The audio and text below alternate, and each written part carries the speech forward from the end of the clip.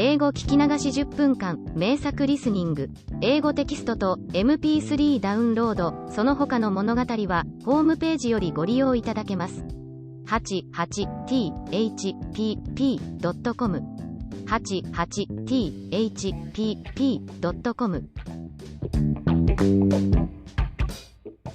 The Adventures of Sherlock Holmes. By Arthur Conan Doyle. I. A Scandal in Bohemia. To Sherlock Holmes she is always the woman. I have seldom heard him mention her under any other name. In his eyes she eclipses and predominates the whole of her sex. It was not that he felt any emotion akin to love for Irene Adler. All emotions, and that one particularly, were abhorrent to his cold, precise but admirably balanced mind. He was, I take it, the most perfect reasoning and observing machine that the world has seen, but as a lover he would have placed himself in a false position. He never spoke of the softer passions, save with a jibe and a sneer. They were admirable things for the observer, excellent for drawing the veil from men's motives and actions. But for the trained reasoner to admit such intrusions into his own delicate and finely adjusted temperament was to introduce a distracting factor which might throw a doubt upon all his mental results. Grit in a sensitive instrument, or a crack in one of his own high-power lenses, would not be more disturbing than a strong emotion in a nature such as his. And yet there was but one woman to him, and that woman was the late Irene Adler, of dubious and questionable memory. I had seen little of Holmes lately. My marriage had drifted us away from each other. My own complete happiness, and the home-centered interests which rise up around the man who first finds himself master of his own establishment, were sufficient to absorb all my attention, while Holmes, who loathed every form of society with his whole bohemian soul, remained in our lodgings in Baker Street, buried among his old books, and alternating from week to week between cocaine and ambition, the drowsiness of the drug, and the fierce energy of his own keen nature. He was still, as ever, deeply attracted by the study of crime, and occupied his immense faculties and extraordinary powers of observation in following out those clues, and clearing up those mysteries which had been abandoned as hopeless by the official police.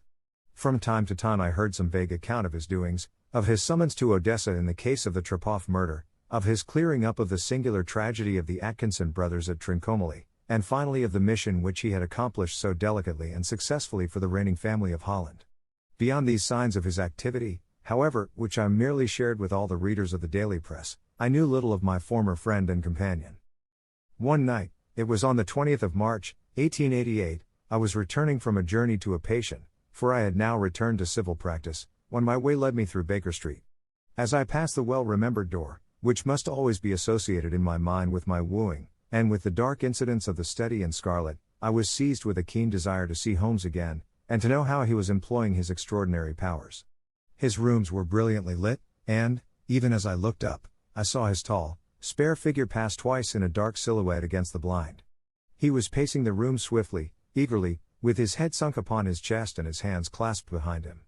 To me, who knew his every mood and habit, his attitude and manner told their own story. He was at work again.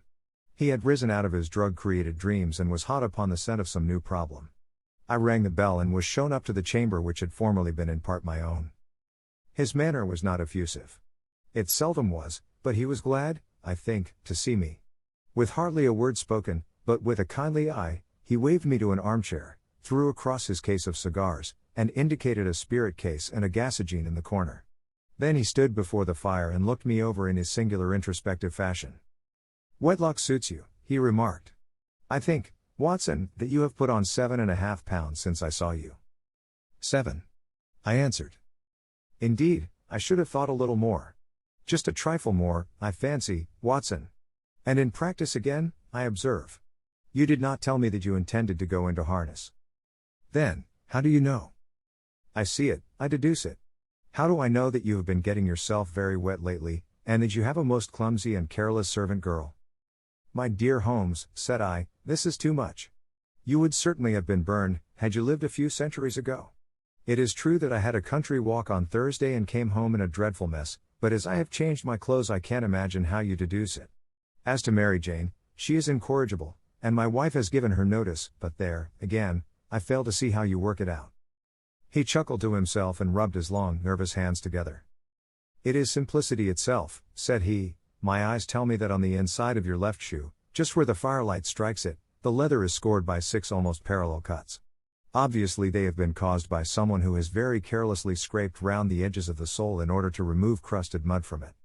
Hence, you see, my double deduction that you had been out in vile weather, and that you had a particularly malignant boot-slitting specimen of the London slavey.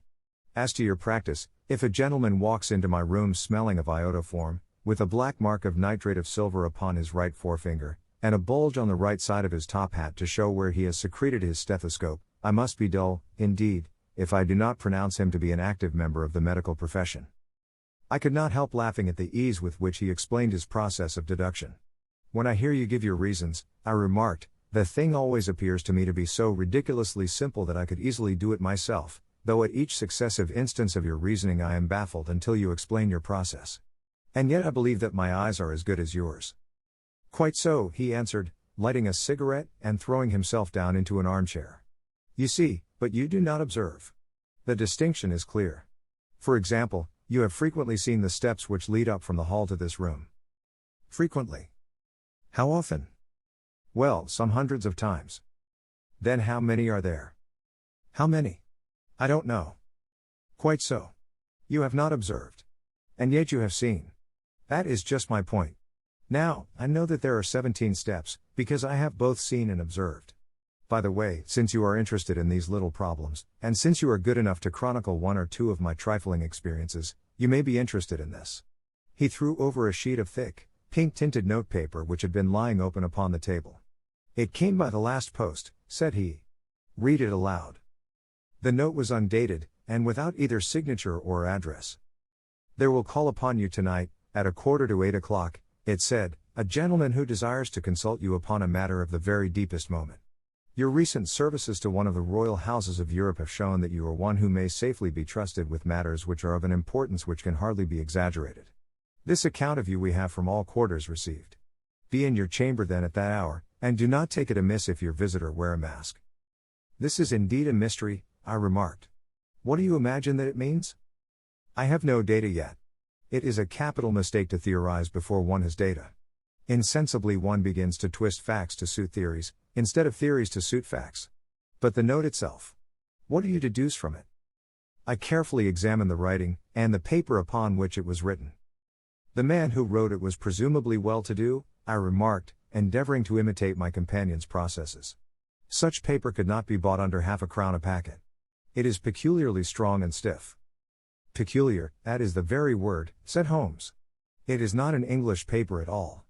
Hold it up to the light. I did so, and saw a large E with a small g, a P, and a large G with a small t woven into the texture of the paper. What do you make of that? Asked Holmes. The name of the maker, no doubt, or his monogram, rather. Not at all. The G with the small t stands for Gesellschaft, which is the German for company. It is a customary contraction like our co. P, of course, stands for papier. Now for the egg. Let us glance at our Continental Gazetteer. He took down a heavy brown volume from his shelves. Eglo, Eglinets, here we are, Egria. It is in a German-speaking country, in Bohemia, not far from Carlsbad. Remarkable as being the scene of the death of Wallenstein, and for its numerous glass factories and paper mills. Ha, my boy, what do you make of that? His eyes sparkled, and he sent up a great blue triumphant cloud from his cigarette. The paper was made in Bohemia, I said. Precisely. And the man who wrote the note is a German. Do you note the peculiar construction of the sentence, this account of you we have from all quarters received? A Frenchman or Russian could not have written that. It is the German who is so uncourteous to his verbs. It only remains, therefore, to discover what is wanted by this German who writes upon Bohemian paper and prefers wearing a mask to showing his face. And here he comes, if I am not mistaken, to resolve all our doubts. As he spoke there was the sharp sound of horses' hoofs and grating wheels against the curb, followed by a sharp pull at the bell. Holmes whistled. A pair, by the sound, said he. Yes, he continued, glancing out of the window. A nice little brougham and a pair of beauties. 150 guineas apiece. There's money in this case, Watson, if there is nothing else. I think that I had better go, Holmes. Not a bit, Doctor. Stay where you are. I am lost without my Boswell. And this promises to be interesting. It would be a pity to miss it. But your client? Never mind him. I may want your help, and so may he. Here he comes. Sit down in that armchair, Doctor, and give us your best attention. A slow and heavy step, which had been heard upon the stairs and in the passage, paused immediately outside the door. Then there was a loud and authoritative tap. "Come in," said Holmes. A man entered who could hardly have been less than 6 feet 6 inches in height, with the chest and limbs of a Hercules. His dress was rich with a richness which would, in England, be looked upon as akin to bad taste. Heavy bands of astrakhan were slashed across the sleeves and fronts of his double-breasted coat, while the deep blue cloak which was thrown over his shoulders was lined with flame-colored silk and secured at the neck with a brooch which consisted of a single flaming barrel.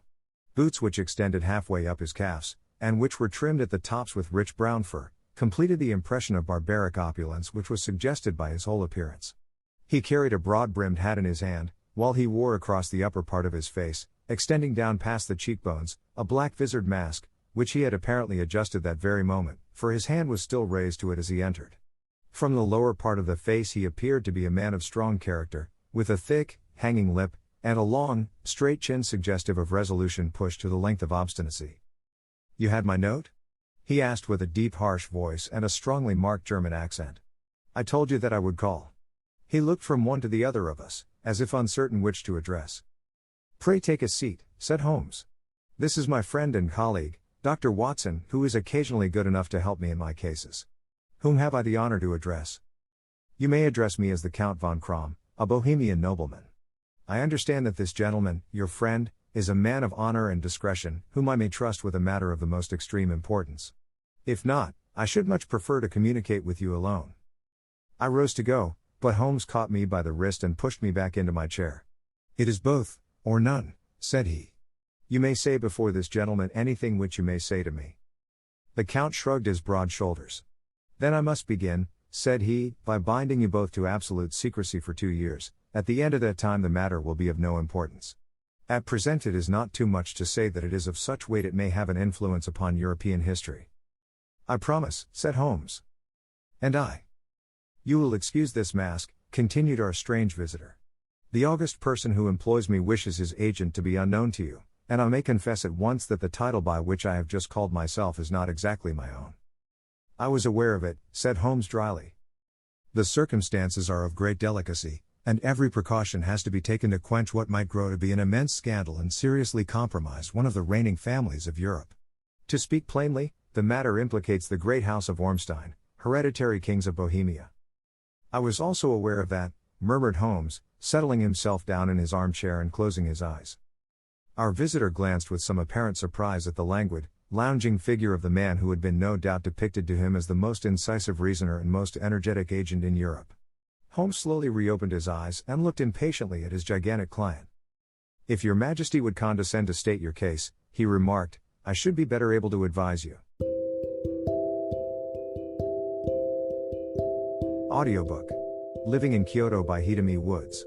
Now on sale in online stores. 44 available distributors. Apple, Google Play, Amazon Audible, or else.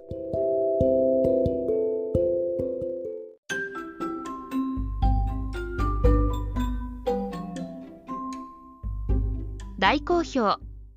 ヒデミウッズがデザインしたとってもかわいいオリジナルグッズが手に入る。トートバッグ、缶バッジ、ステッカー、T シャツ、トレーナー、パーカー、文具、その他いろいろ、エリゼン .com で見てみてね。erizen.com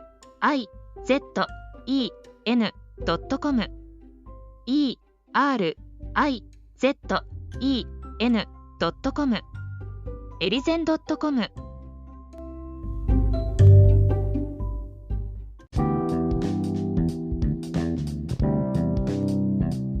英語聞き流し10分間名作リスニング。英語テキストと MP3 ダウンロード、その他の物語はホームページよりご利用いただけます。88thpp.com 88thpp.com